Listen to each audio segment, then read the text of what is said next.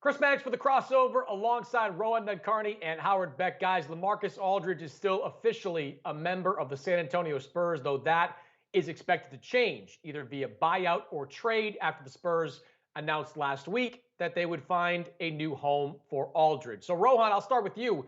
If LaMarcus Aldridge becomes a free agent, can he help a contender? I think he can help a contender a little bit on the margins, Chris. I mean, this is not your older brother's LaMarcus Aldridge. Certainly, there's a reason he's become available.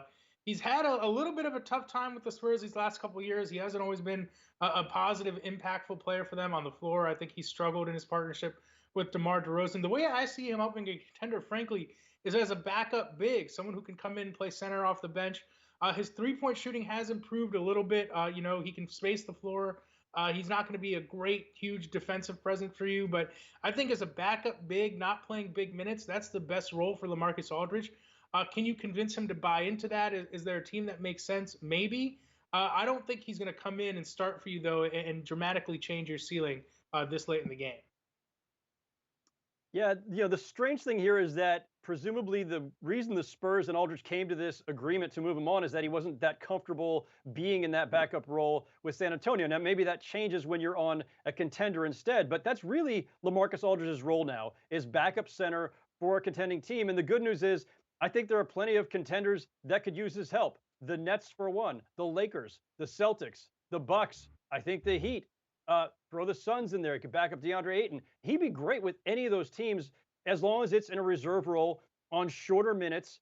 And especially if you're one of those Eastern Conference teams, you have to be thinking about who do we have that we can throw up against Joel Embiid. No one's going to stop Joel Embiid, and no one's going to match that size and strength and agility. But LaMarcus Aldridge can give you some quality minutes, banging on Embiid and trying to at least take him out of his sweet spots.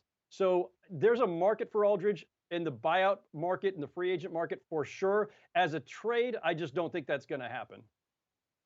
Yeah, I don't think that's going to happen either. The money is just too significant to find a deal that works for both sides.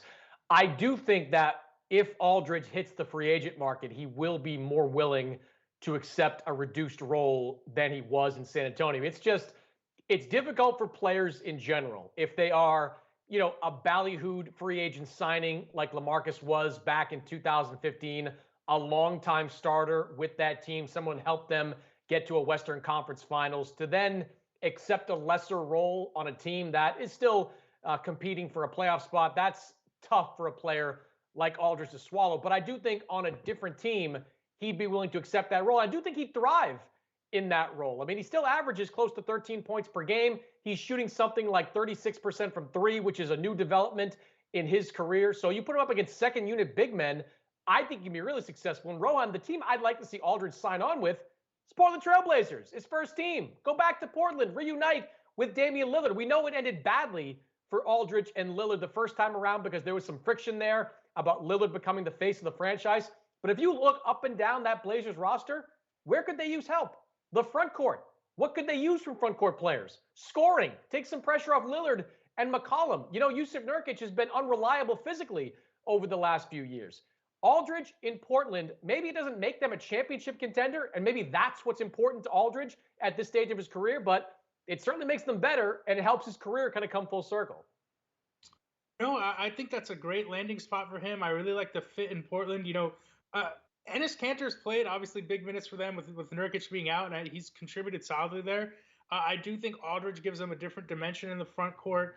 We know Kanter historically has often struggled in the playoffs. I think Aldridge could maybe be a little bit more useful to them in those scenarios. So I like that fit a lot. And like you said, I think things have changed a lot since Aldridge and Lillard were first teammates. That could help. But if he's willing to buy in there, like you said, it might not make them a championship contender, but if any team needs depth and insurance against injuries, it's the Blazers, who are somehow snake bitten every single year when it comes to that. And I think Aldridge would help them a lot, certainly.